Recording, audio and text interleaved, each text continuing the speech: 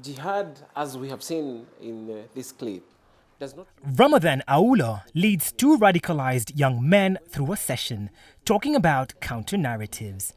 Aula is the program manager at BRAVE, short for Building Resilience Against Violent Extremism. The program has reached 2,000 young Kenyans, some of them sent here by court order, some who signed up on their own. Clerics and imams can sign up for a 4-day session where they learn how to counter the message of radicals. One of the program's ads has caught attention nationwide. In Somalia, terrorists are killing Muslims. In Kenya, they seek to kill non-Muslims to create animosity between faiths. Mandela, 22nd December 2015. Kenyan Muslims shield non-Muslims from violent extremist attacks. These brave Kenyans saved lives. They protected their neighbors. Here in Pumwani, on the outskirts of Nairobi, is Riyadh Mosque. In 2013, a United Nations report linked one of its officials to terrorist funding.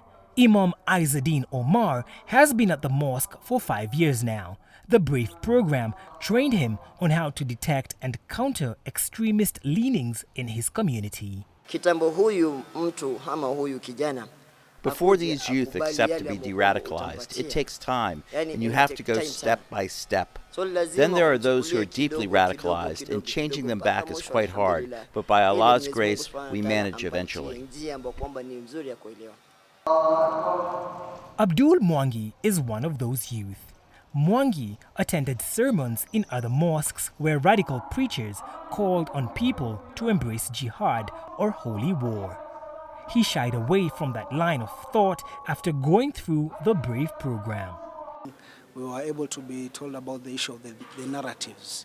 At least after there, alhamdulillah, what I can say, like for myself and my other youth, even if you tell me something that Quran says, yes, I will accept, but I will not do anything like doing implementation before I go back to the Quran and confirm for myself, or else I go to the Hadith or any other books that you might have been quoted.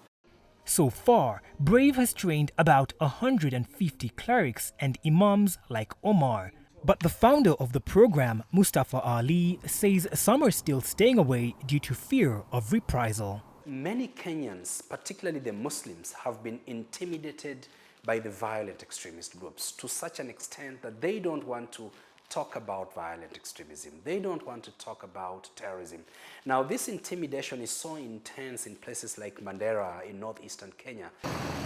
De-radicalization programs are not new. Saudi Arabia has run a well-known program since 2004, but there is a lot of debate as to whether they actually work.